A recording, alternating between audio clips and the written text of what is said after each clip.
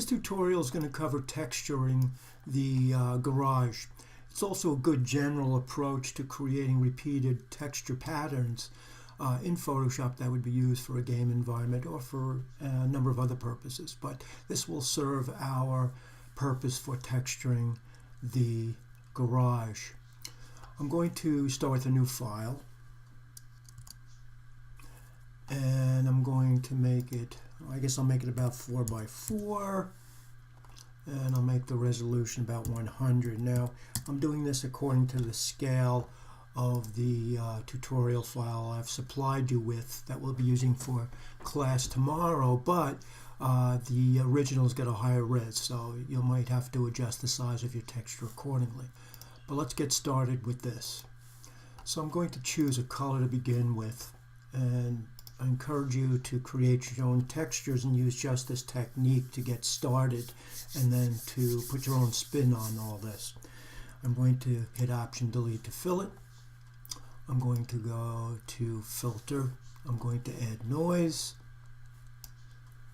and I'm going to set it for about maybe 5. And then I'm going to choose Gaussian and monochromatic and hit OK. Now I'm going to get the wand tool, and I'm going to set the tolerance very low. Make sure you're on the wand tool and not the quick select brush. I'm going to set the tolerance to 1. I'll click randomly anywhere inside the document. Once I see a pixel selected, I'll right click and choose similar. I'll hit Command J, and if I look at my layer window now, that series of pixels has been placed on its own layer. We did this already when we made our brick pattern, so it's a bit of a review. I'll double click, or I'll go down to FX, and I'll add the bevel and emboss to this. And I'm going to leave the inner bevel chisel soft. Maybe I'll make the depth about 375. And then I'm going to soften this quite a bit, because if I was to leave it with the soft off, you'll notice how gritty that looks. Now it might be something you're looking for, a sandstone perhaps, but I want this to look softer, like a plaster perhaps. So I'm going to bump up that softness a bit, and maybe I'll play with the size as well. I'm going to hit OK, and I'm going to get my marquee tool now, and I'm going to select a bit inside the parameters of the document, because I don't want the bevel on the edges. I want it only on the interior.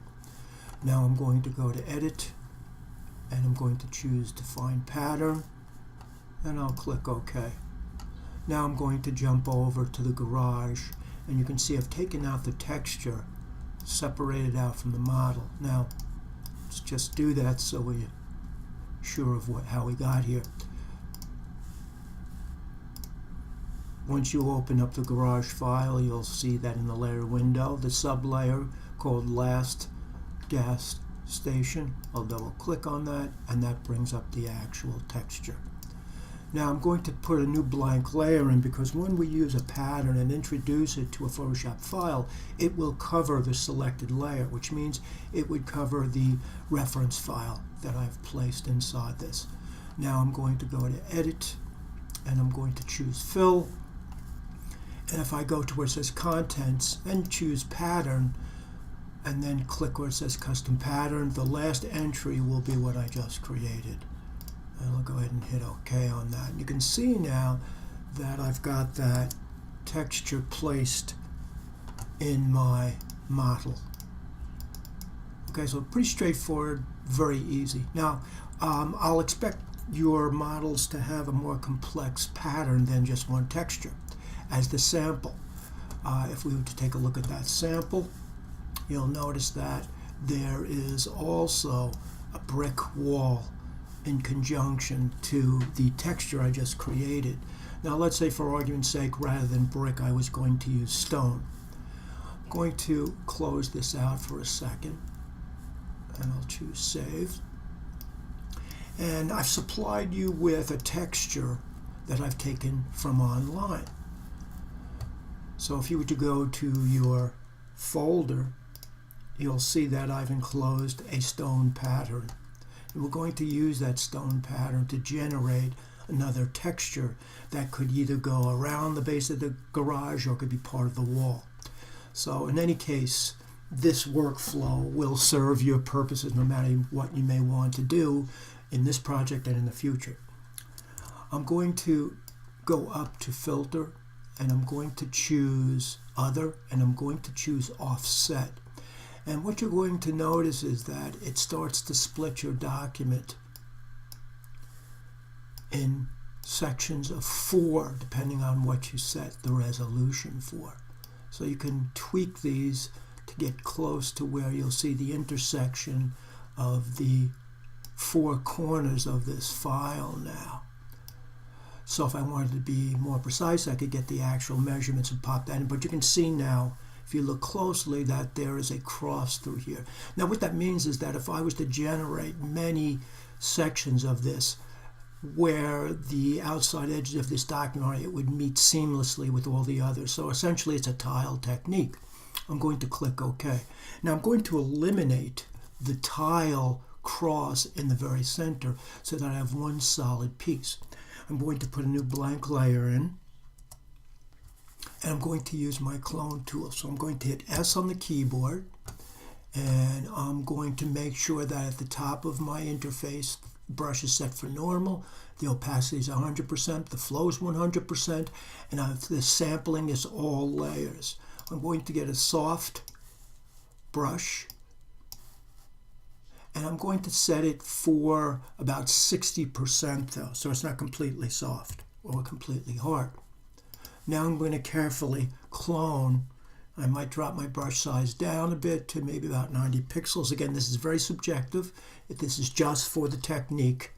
I'm going to select part of the stones, and I'm going to clone over the cross in the very center, eliminating that using random parts of the existing texture. And I'm trying to eliminate where things might be visibly repetitive. So if there's a particular spot or darker value, you can eliminate that. Now I'm going to select all, and I'm going to go to Edit, and I'm going to choose Define Pattern again.